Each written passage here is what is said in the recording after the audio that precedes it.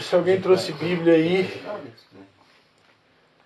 se alguém trouxe Bíblia e quiser acompanhar,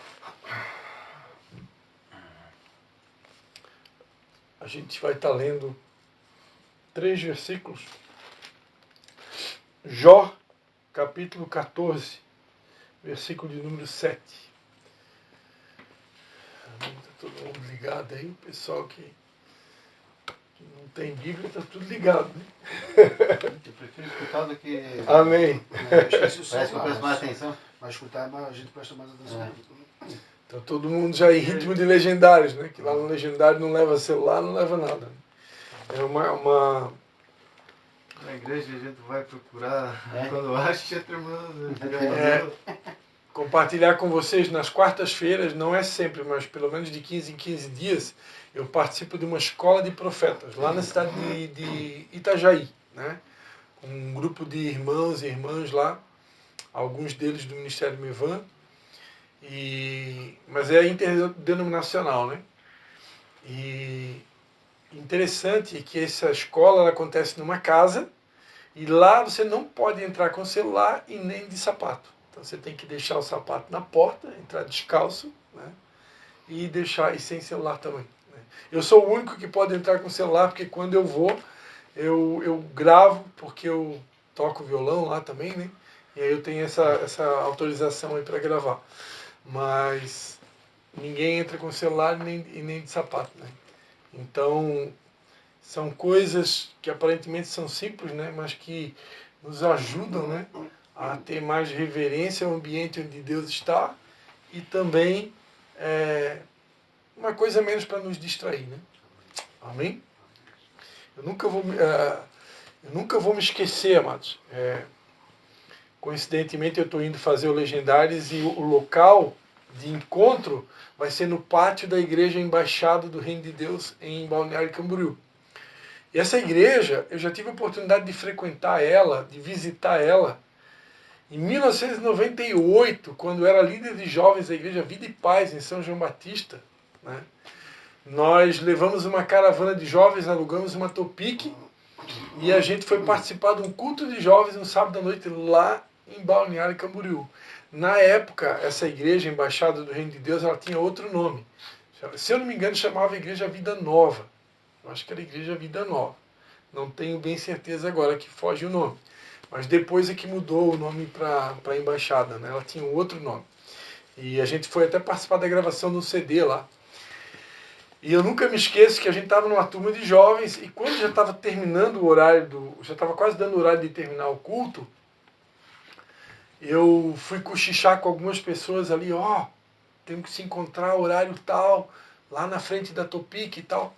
E nisso tinha um obreiro que estava passando no corredor e ele viu eu cochichar, né? E o culto não tinha terminado ainda. E aquele obreiro chegou e me deu um baita de um puxão de orelha. Eu nunca tinha ganhado um puxão de orelha. Foi, acho que o primeiro puxão de orelha, assim, com consistência, assim, né? Ele disse, irmão, nós estamos na presença de Deus. Como que você está conversando aqui? Né? Então, realmente, se tinha, né, esse respeito, né? Tem até um texto lá em Eclesiastes que diz, né, que quando você entra na casa de Deus, sejam poucas as tuas palavras, né? Eclesiastes está ali, Eclesiastes 5, se não me engano. Então, havia uma consideração, né? E eu, por exemplo, era muito raro, era raríssimo, por exemplo, alguém sair na hora do culto para ir no banheiro. Isso não existia. Não existia. Hoje as pessoas vão, né? Saem na hora da palavra, na hora do louvor, vai no banheiro, faz xixi, toma água, né? Mas naquela época isso não existia. A gente se sentia em pecado. Né? Não estou dizendo que é certo ou errado. Eu estou contando para vocês como que era. A gente se sentia em pecado, tipo, na hora da palavra, tipo, ir no banheiro. Essa possibilidade não existia. Eu me lembro que eu cheguei a repreender irmãos, né? De se levantar para ir no banheiro na hora da palavra, eu cheguei a repreender irmãos, como assim? Né? Porque, embora que a gente é vaso de barro, mas Deus fala, né? Através das nossas vidas. Mas, claro, a gente sabe que pode acontecer. Se a pessoa se der vontade, né, bem na hora, vai fazer o quê, né? Não tem como impedir, né? Às vezes dá para esperar um pouquinho, mas eu nem... Homem geralmente consegue aguentar um pouco mais, né? Mulher, não sei como é que é. Mas vamos lá. Jó capítulo 14, versículo 7 em diante, a palavra de Deus diz assim: pelo menos há esperança para a árvore. Se for cortada, ainda se renovará, e não cessarão os seus renovos. Se envelhecer na terra a sua raiz, e morrer o seu tronco no pó, ao cheiro das águas brotará, e dará ramos como a planta. Amém? Amém. Amados, eu até queria pregar uma outra palavra para vocês hoje, né? Queria pregar uma outra mensagem, mas nesse tempo, né? Ainda ontem eu falei, segunda-feira passada eu ministrei aqui sobre as fontes, né? Sobre os poços que eram entulhados na vida de Isaac, né? Eu ministrei sobre esse poço de esperança que nós precisamos ser, né? Nós precisamos ser uma fonte de esperança para as outras pessoas, né? Expliquei para vocês que a água no deserto ela tem um valor preciosíssimo, né? Então a pessoa no deserto, quando não tem água, a água ela é preciosa. E Jesus disse que ia fazer de cada um de nós uma fonte, né? Uma fonte a jorrar para esse mundo que tem sede e não sabe sede do quê, né? As pessoas estão buscando nas drogas, na prostituição, nas baladas, na bala, no álcool, né? Em tudo que é tipo de prazeres, nos jogos, né? Tentando buscar preencher um vazio que elas não sabem o que é, né? E na verdade nós já sabemos, né? Nós já sabemos que esse vazio, que eu chamo de defeito de fabricação, né? Esse vazio que existe no peito, no coração do homem, ele é do tamanho de Jesus, ele é do tamanho da presença de Deus, né? Só o amor de Deus, só a presença dele, só a graça dele que pode preencher esse vazio. As pessoas que ainda não tiveram encontro com Jesus, né, elas vão passar a vida toda batendo em portas, né, e tentando satisfazer o vazio que tem na alma, né, com o sexo, com a droga, com o álcool, e não vai conseguir, né? Não vai conseguir. Por quê? Porque eu costumo dizer, a nossa origem não é a terra, a nossa origem é o céu. Nós somos seres espirituais, né? Nós não somos daqui, nós viemos de Deus. E como nós viemos de Deus, a nossa origem é o céu, a nossa origem é Deus. É só na presença dele que a gente vai se completar, né? É só na presença dele. Por que é tão importante, né, esses retiros, como a gente está citando aqui, né, o encontro face a face com Deus, um encontro de 3 dias, né, 2 dias e meio aproximadamente, esse encontro do legendário, né, 4 dias. Por que é tão importante você tirar 1 dia, 2 dias, 3, para ficar com Deus? Porque hoje o mundo, o mundo colocou o ser humano numa correria desenfreada, né, que as pessoas não têm mais tempo, né? É tudo, a pessoa acorda já escovando o dente e correndo. Tem gente que toma o café em pé, né? Tem gente que almoça em pé. Eu estou falando porque eu já fiz isso. Eu já tomei café em pé, eu já almocei em pé. Porque se a gente, quando a gente está meio que desligado, o mundo ele vai engolindo a gente. E se a gente não botar um freio de mão, daqui a pouco a gente é engolido. E daqui a pouco a gente já está andando nos 220 por hora, né? E é muito perigoso. Eu estava ministrando lá na Casa de Profetas na quarta-feira à noite sobre o perigo da velocidade, né? No meio do caminho, um carro vinha atrás de mim, vinha a toda velocidade, eu vi que ele queria passar, né? E quando tem esses carros que a gente vê assim, que já vem comendo a gente, tira para o lado, né? Peguei, tirei para o lado e o carro passou, eu fui olhar a placa do carro, eu sou muito ligado em sinais, né? E Deus fala muito comigo com sinais, e eu olhei a placa do carro, Aiô, né? E por incrível que pareça, né, na Bíblia tem um personagem chamado Aiô, né? A Bíblia conta uma história de 2 personagens, um chamado Uzá e o outro chamado Aiô, que tentaram carregar a arca de Deus, que representava a presença de Deus, na época de Davi, né, do rei Davi. Tentaram carregar ela numa carroça de bois, quando aquela arca devia ser transportada no ombro de sacerdote. E eles tinham que fazer isso a pé, e a cada 7 passos eles paravam tudo e sacrificavam. Dava mais 7 passos, parava e sacrificava. Então, carregar a arca fala de paciência, fala de sacrifício, né? Fala de esforço, porque tem que ser no ombro, fala de responsabilidade, fala de sacerdócio, e aqueles camaradas, por desinformação, por falta de conhecimento, a Bíblia diz que o meu povo perece porque falta conhecimento, eles estavam tentando transportar uma arca que deveria ser no ombro de pessoas numa carroça, né? E a carroça fala do quê? De agilidade, mais velocidade, né? Então o ser humano está nessa, né? O ser humano acha que fazendo as coisas mais rápido, ele vai ganhar dinheiro mais rápido, ele vai ficar rico mais rápido, tudo é mais rápido. Então é uma paranoia de tu acordar, tu nem ora mais, tu nem lê a Bíblia, tu já acorda, já está no automático, já sai trabalhando, eu tenho que faturar, eu tenho que vencer, eu tenho que vender, eu tenho que fazer, eu tenho que produzir, porque é tudo em nome do dinheiro, né? E isso é muito perigoso. Muito perigoso, né? A gente ser engolido por esse sistema e daqui a pouco tu até perde a conexão com Deus, né? Então por isso que é importante parar, né? Parar 3 dias, maravilhoso. Parar 4, mais maravilhoso ainda, né? Isso pode-se dizer até que é um milagre nos dias de hoje, né? Conseguir fazer um homem, um empresário, parar 4 dias para ir para o mato buscar Deus, isso pode ser considerado um milagre nos dias de hoje. E por que que acontece, né? Por que que o ser humano acaba tendo um encontro? Porque está escrito na Bíblia, né? Buscar-me-eis e me encontrareis quando me buscares de todo o vosso coração, né? Quando a gente se dispõe a buscar a Deus, ele se revela para nós. Se revela. O problema é parar. O problema é que a gente não consegue mais parar, né? Feliz de vocês que conseguiram tirar 1 hora da noite, que poderia estar jogando boliche, poderia estar jogando futebol, andando de bike, tênis, né? Poderia estar vendo televisão, filme, sei lá, bebendo uma cervejinha em algum lugar, e decidiram estar aqui, né? E Deus respeita isso, né? Deus respeita isso. Então, amados, eu falava então, né, sobre isso. Então, temos que tomar cuidado com a velocidade. Tomar cuidado com a velocidade, que a velocidade dela é perigosa, né? Deus não precisa da nossa velocidade.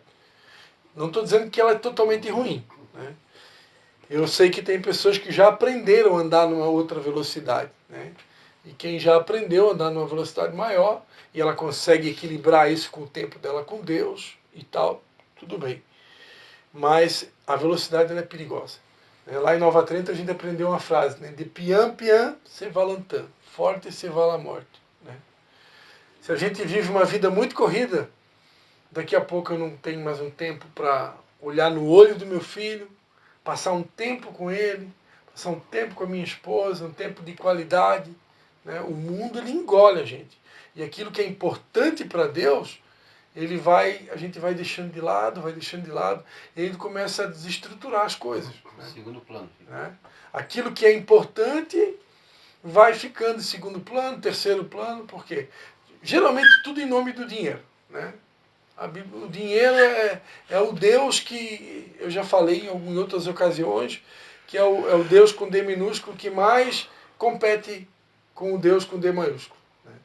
Então, e a Bíblia Sagrada vai dizer que aos seus amados ele dá enquanto dorme, né?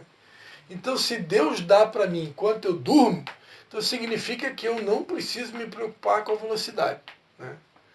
A velocidade ela pode acontecer naturalmente à medida que eu for crescendo na minha caminhada, que as coisas vão estruturando na minha vida, está tudo estruturado, família está estruturada, filho está estruturado, trabalho está estruturado, as coisas estão tudo estruturadas, então eu posso acelerar um pouquinho mais o meu estilo de vida, né? Não sei quantos estão entendendo. Que o Espírito Santo ajude vocês a entender.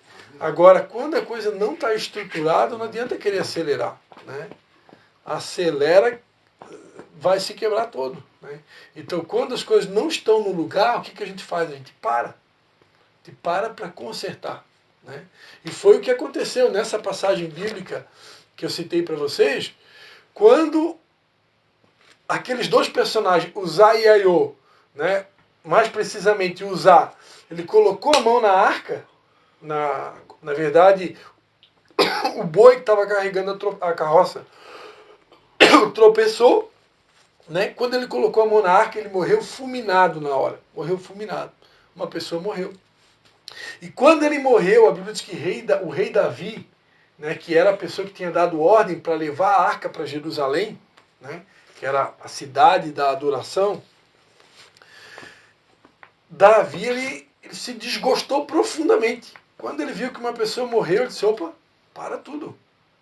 Para tudo. Alguma coisa está errada. Tem gente que está morrendo. Se tem gente morrendo, eu não posso continuar esse negócio do jeito que está. Eu tenho que parar tudo para consertar, para ver onde é que está o erro, onde é que está o problema. Né? E a Bíblia diz que Davi, então, deixou essa arca na casa de uma família, chamada a família de Obed-Edom, e a arca ficou ali naquela família, naquela casa, 90 dias. E a Bíblia diz que aquela família prosperou absurdamente, porque a arca de Deus foi levada na casa dela. Né? A gente até, inclusive, usamos muito tempo essa passagem bíblica até para estimular as pessoas que oferecem a sua casa, por exemplo, para a realização de um pequeno grupo, que nem esse, como a célula, que vale a pena, né? Quando você oferece a sua casa para a realização de uma célula, você está trazendo a presença de Deus para a tua casa. Né? E a Bíblia diz que naqueles 90 dias que a arca ficou ali, a família de Obed-Edom prosperou absurdamente. Tá ruim. Tá ruimzinho?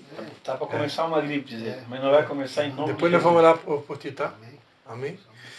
Então, queridos, eu até achei que eu ia pregar sobre esperança, né? Porque eu estou nesse ritmo de esperança, né? A gente está tomado com essa palavra de esperança, mas o que eu percebo da parte do Espírito Santo é que o que Ele quer com a gente aqui nessa noite é nos ensinar que em alguns momentos da nossa vida nós precisamos fazer pausas, né? A importância de fazer pausas. Davi, quando ele viu que uma pessoa morreu, ele parou. Parou, deixou a arca na casa dessa família e disse, agora eu vou buscar a Deus. Enquanto Deus não falar comigo, enquanto Deus não me ensinar como é que carrega esse trem aí, né? Para vocês quiserem acompanhar, essa passagem está em 2 Reis, capítulo 6, tá? É 2 Samuel 6. Não é 2 Reis, é 2 Samuel. Eu vou ler bem rapidinho para vocês aqui, tá?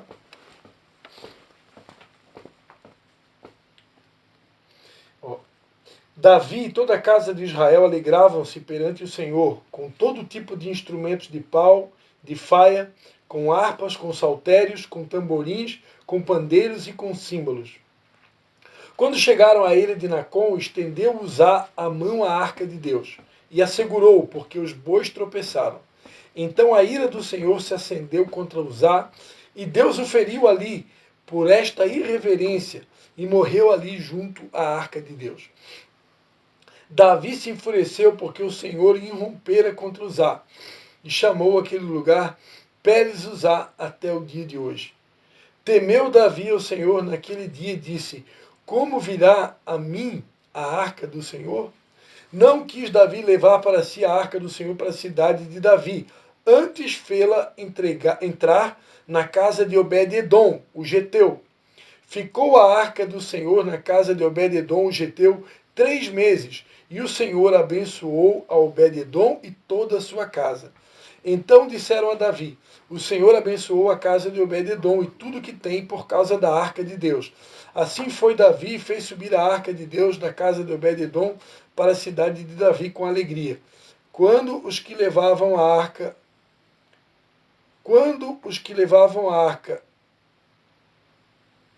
do Senhor tinham dado 6 passos, ele sacrificava bois e carneiros cevados. Davi dançava com todas as suas forças diante do Senhor, e estava Davi cingido com uma estola sacerdotal de linho. Quero chamar, temeu Davi ao Senhor naquele dia e disse, como virá a mim a arca do Senhor? Né? Quando aquele homem morreu, Davi ele temeu. Né? Ele temeu absurdamente, ele ficou com muito temor. Né? E ele então foi onde ele deixou a arca na casa desse homem, Obed-Edom, até descobrir como a maneira certa de carregar. Né?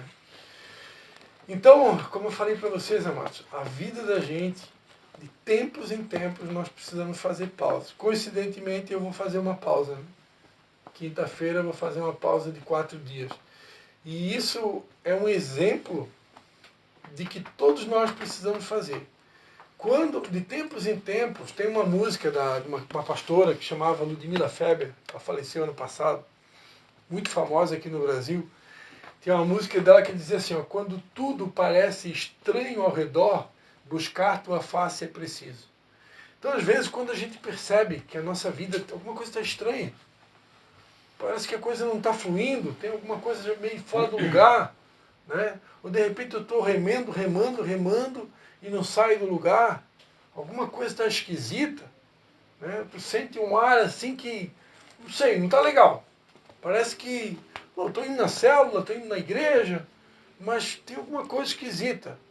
Às vezes até a tua vida está indo para trás, né?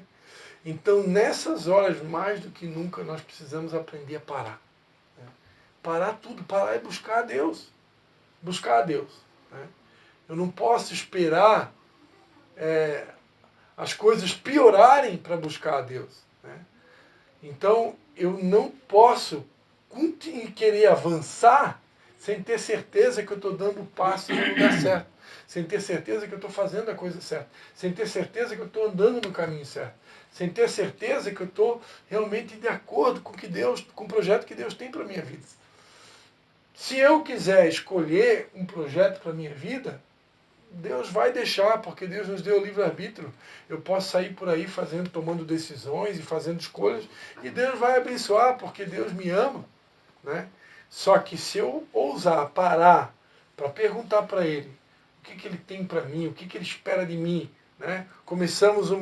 Agora a gente já está na metade do mês de maio, mas vamos pegar um exemplo. Começou um novo mês, ou começou um novo ano, ou começou um novo ciclo na minha vida. Por exemplo, eu fiz 50 anos, né? Então começou um novo ciclo. Senhor, o que Tu queres de mim nesse novo ciclo?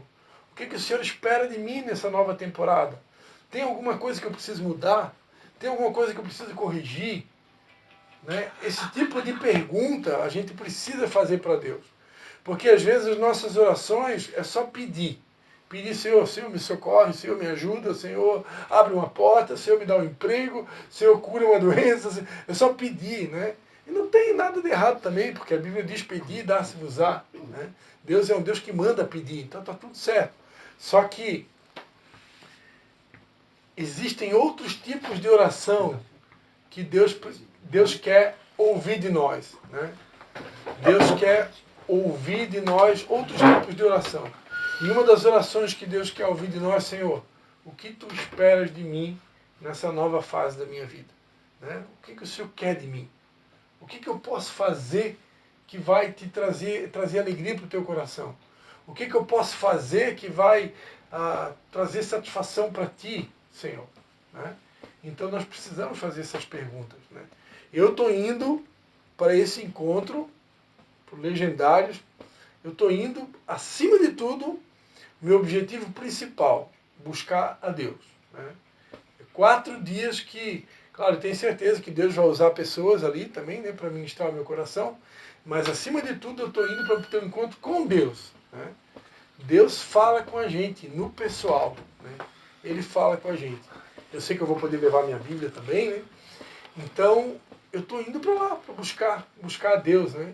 E vou aproveitar 4 dias assim para botar a minha vida de oração em dia, né? Porque nessa correria da vida, nem sempre a gente consegue, né?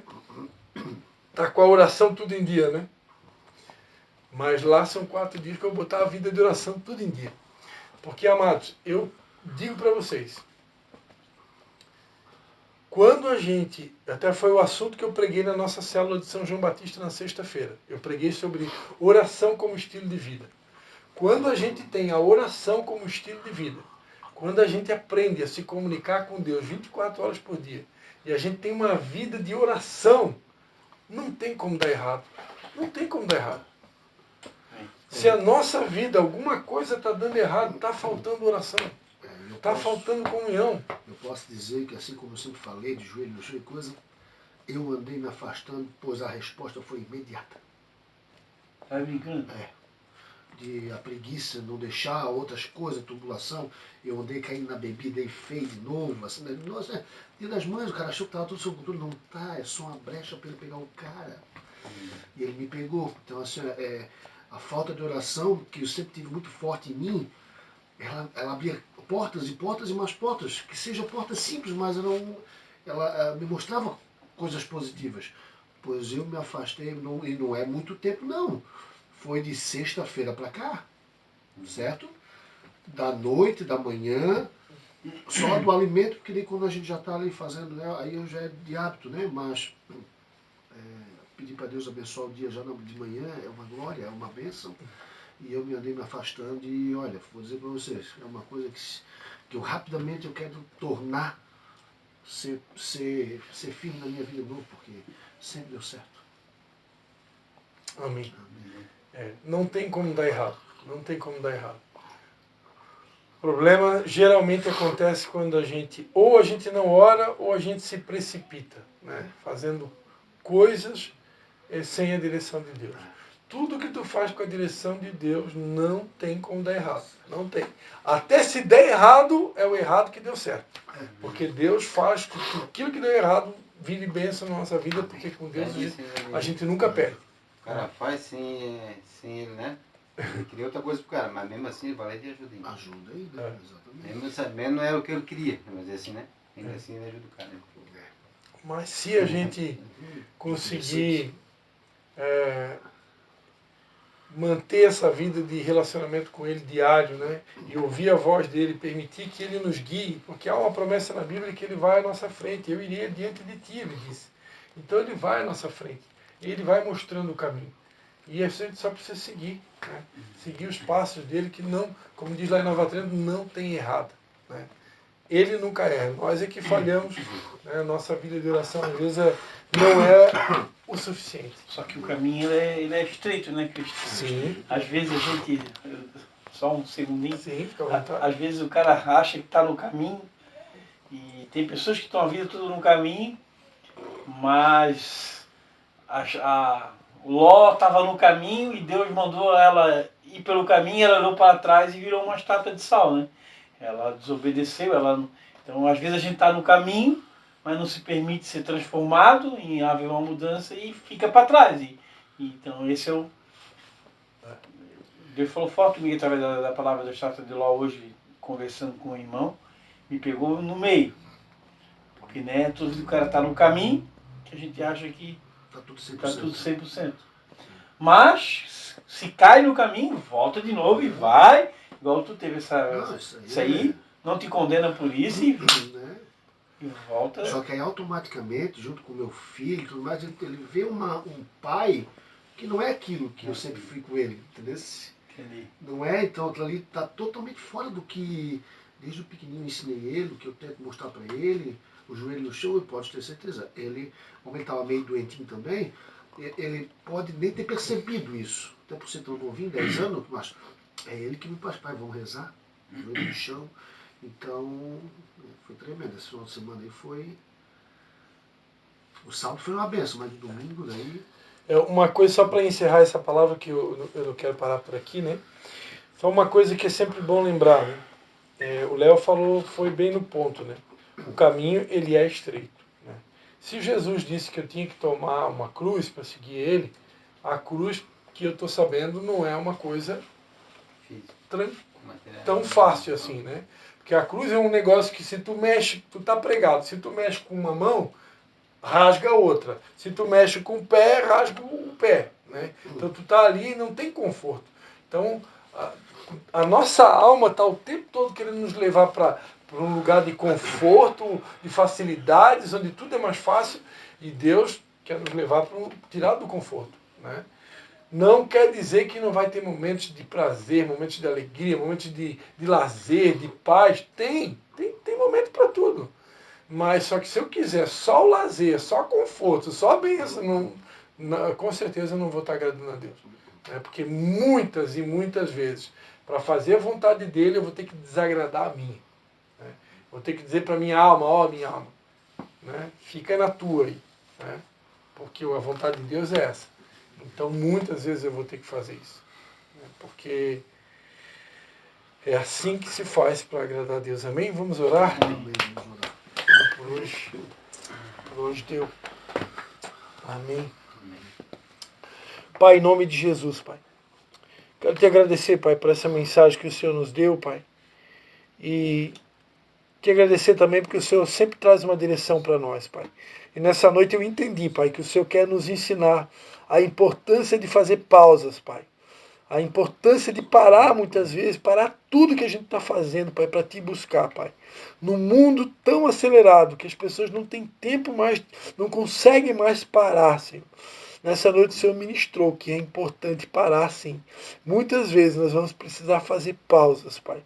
Pausas para buscar a Tua face, pausas para refletir e meditar sobre o nosso estilo de vida, sobre os nossos hábitos, sobre a nossa maneira de viver, Pai. Se verdadeiramente estamos Te agradando, se verdadeiramente estamos seguindo os Teus passos, se verdadeiramente estamos fazendo o que precisa ser feito, Pai. Em nome de Jesus, muito obrigado por essa palavra, Pai. Nós te pedimos que o Senhor dê a cada um aqui a habilidade de fazer quantas pausas forem necessárias, ó Pai, para buscar a Tua face, Senhor. E que todos aqui, Pai, venham ser dirigidos pelo Teu Espírito Santo. Não permita, Pai, que nenhum de nós aqui venha cair em tentação ou ser conduzido, Pai, a caminhos diferentes pelos quais o Senhor tem projetado para a nossa vida. Eu abençoo cada um aqui em nome do Pai, do Filho e do Espírito Santo. Amém. Amém. Amém.